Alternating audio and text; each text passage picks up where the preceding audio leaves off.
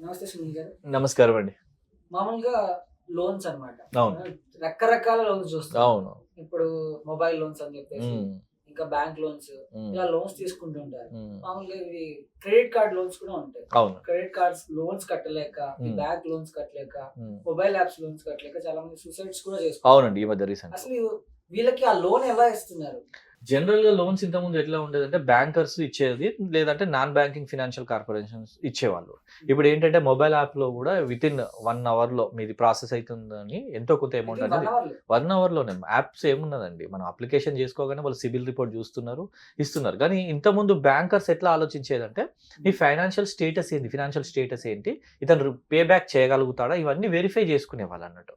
ఇప్పుడు అట్లాంటి ప్రాసెస్ ఏం లేదు. అవతల వాడు కడతాడా? కట్టడా? అతను స్టూడెంటా? ఒక ఫ్యామిలీ మెంబరా?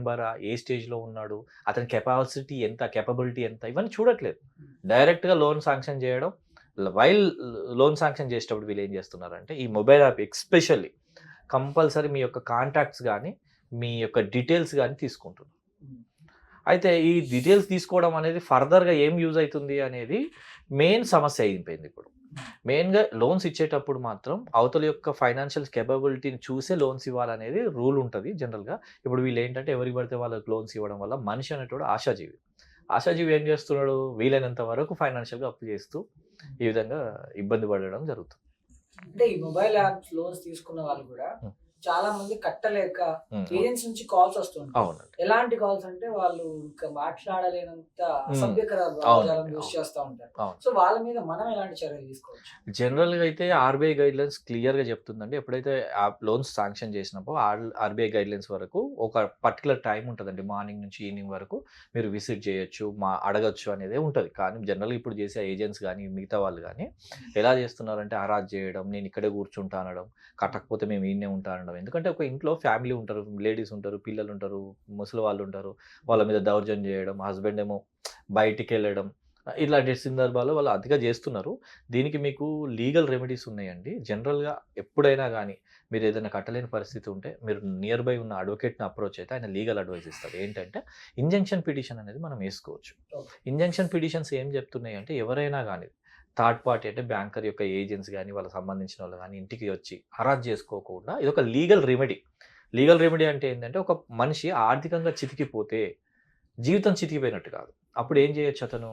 ఒక లీగల్ రెమెడీ ఏంటంటే నియర్ బై అడ్వకేట్ దగ్గరికి పోతే వాళ్ళు ఇంజంక్షన్ పిటిషన్ ఇస్తారు. ఎక్కడైతే కోర్ట్ ఉందో, ఎక్కడైతే జ్యూరిడిక్షన్ పరిధి వస్తుందో ఆ కోర్ట్‌లో ఒక సివిల్ కేస్ అనేది ఏసుకోవచ్చు.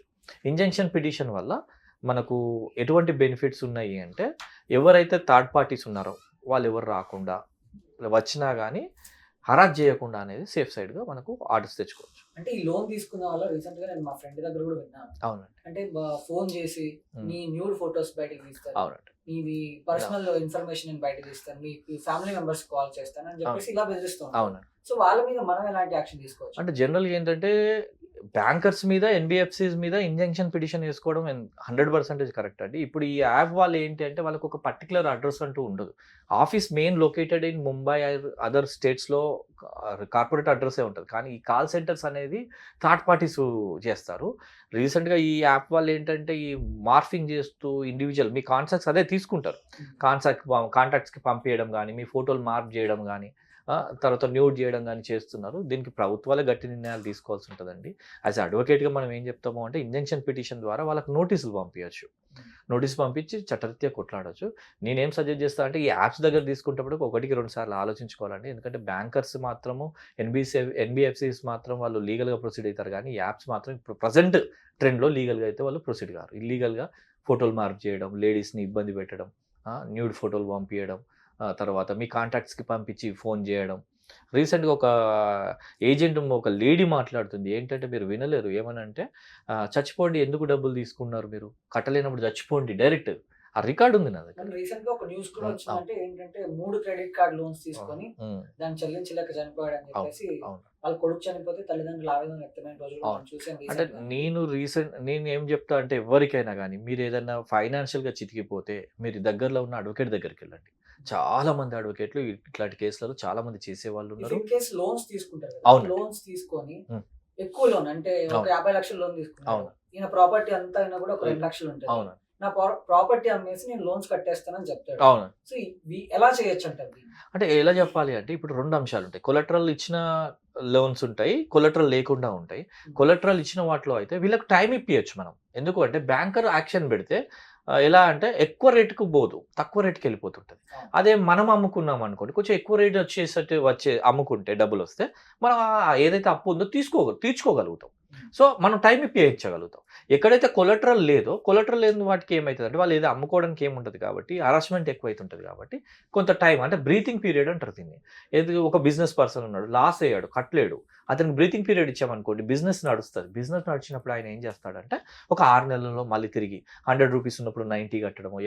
80కి సెటిల్మెంట్ చేసుకోవడమో చాలా మందికి చేస్తున్నాం మేము. టైం ఇన్ కేస్ తీసుకొని. ఒక మనిషి దగ్గర ఏ డబ్బులు లేదు, అవునండి. ఇంకా ఆ అబ్బాయి లోన్ కట్టడానికి ఇంపాసిబుల్ అండి. అవునండి. సో అలాంటి సందర్భాల్లో లోన్ వాళ్ళు మన మీద ఎలాంటి చర్యలు అవును. తీసుకుంటారు? అవునండి. ఇప్పుడు ఏం డబ్బులు లేదు నేను కట్టలేను అంటే జనరల్‌గా ఏంటంటే మనం ఎట్లా యాస్ ఎ అడ్వకేట్‌గా నేను ఎలా ఆలోచిస్తా అంటే ఎప్పుడైతే డబ్బులైతే తీసుకున్నామో అవి ఇండివిడ్యువల్ మనీ కాదండి. బ్యాంక్ అంటే nothing but peoples money. So బాధ్యత అనేది మనకు ఖచ్చితంగా ఉండాలి.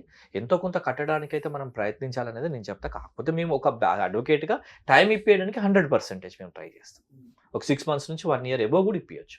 సమ్‌టైమ్స్ ఇంజెక్షన్ పిటిషన్ ఎయడం వల్ల 2 ఇయర్స్ కూడా కేస్ డ్రాగ్ అయితది. ఆ డ్రాగ్‌లో మీకు బ్రీతింగ్ పీరియడ్ వస్తే చాలామంది ఏం చేస్తుంటారు 30-50-60% కట్టేస్తారు టైం ఇప్పిచ్చేస్తే. ఓకే. అంటే దీని మీద ఈ లోన్స్ మీద గాని, వీటిల మీద గాని ఆర్‌బీఐ గైడ్‌లైన్స్ ఎలా ఉన్నాయి? ఆర్‌బీఐ గైడ్‌లైన్స్ క్లియర్‌గా చెప్తుందండి. ఏజెంట్స్ గాని, థర్డ్ పార్టీస్ గాని, వాళ్ళ హెన్స్‌మెన్ గాని అంటే బ్యాంక్ యొక్క థర్డ్ పార్టీస్ ఏజెన్సీస్ గాని ఇంటికెళ్ళి టైమింగ్ ఉంటది. Morning so and so time నుంచి evening so and so time వరకే వాళ్ళకి ఫోన్ చేసినా, వాళ్ళకి ఇంటికెళ్ళి విజిట్ చేసినా ఈ టైంలోనే చేయాలి తప్ప అపార్ట్ ఫ్రమ్ చేయకూడదు. రెండోది టైమింగ్ ఉంటుంది. రెండోది వచ్చేసరికి ఏ టైం తర్వాత పోకూడదో క్లియర్‌గా ఉంటుంది. అడగడం వరకే కానీ అక్కడికెళ్ళి న్యూసెన్స్ చేయమని ఏ ఆర్‌బీఐ గైడెన్స్‌లో లేదు. వీళ్ళేం చేస్తారంటే అక్కడికెళ్ళి మీరు కడితేనే వెళ్తాను అని ఇంట్లో కూర్చోవడం. హస్బెండ్ ఆఫీస్‌లో ఉంటే భార్య వాళ్ళతోని డిఫరెంట్‌గా ఎందుకు తీసుకున్నాడంటే అంటే డిఫరెంట్ అంటే వాళ్ళు ఏమంటారంటే రెచ్చగొట్టే మాటలంటారు. అదే భార్య బజార్‌లోకి వచ్చి అందరూ చూసే విధంగా, చూస్తుండా అందరి సమాజం ముందట అంతా వినే విధంగా కూడా అరవడం, వాళ్ళు రియాక్ట్ అవుతూ హస్బెండ్‌కి ఉంటారు. చేత కాకపోతే ఎందుకు తీసుకోవడం ఇట్లాంటి మాటల వల్ల మానసికంగా ఇంట్లో వాళ్ళు ఇబ్బంది పడి సూసైడ్‌కి దారితీస్తుంది. అట్లాంటివి చేయకూడదని ఆర్‌బీఐ చాలా గైడ్‌లైన్స్ పెట్టింది. మీరు అడగడం వరకు రైటే గానీ న్యూసెన్స్ చేయొద్దని ఎక్కడ లేదు గైడెన్స్. ఆ గైడెన్స్‌లో ఇఫ్ ఇన్ క్లియర్ కేస్ అలా జరిగితే చట్టపరంగా మనం ఎలాంటి 100% అండి. మీరు దగ్గరున్న అడ్వకేట్ దగ్గరికి పోండి. ప్రైవేట్ కంప్లెయింట్స్ ఇస్తాం మేము ఏజెంట్స్ మీద. చాలామంది ఏజెంట్ల మీద మేము ప్రైవేట్ కంప్లెయింట్లు వేసినాం. మేము ముందే చెప్తాం మీకు. మీరు ఏజెంటా? బ్యాంకరా? అని అడుగుతాం. ఏజెంట్ అయితే మీరు హరాజ్ చేయాల్సిన అవసరం లేదు. తర్వాత రేపు మరి మీ మీద ప్రైవేట్ కంప్లెయింట్‌గా ఏస్తే మళ్ళీ మమ్మల్ని ఎందుకు ఇరికిచ్చారని అడగకూడదు. ముందే చెప్తున్నాం. ఏజెన్సీ వాళ్ళ డ్యూటీ ఏంది వెళ్ళొచ్చు, అడగొచ్చు. అక్కడి వరకు బావుంటది. కానీ న్యూసెన్స్ చేస్తా, నేను ఇంట్లో కూర్చుంటా, మీ సార్ వచ్చేదాకా నేను ఇంట్లో కూర్చుంటాడు. ఫీమేల్ ఉంటదండి. ఆమెకేం తెలుసు హస్బెండ్ అప్పు చేసినప్పుడు. ఓకే సునీల్ గారు. Thank you. Thank you.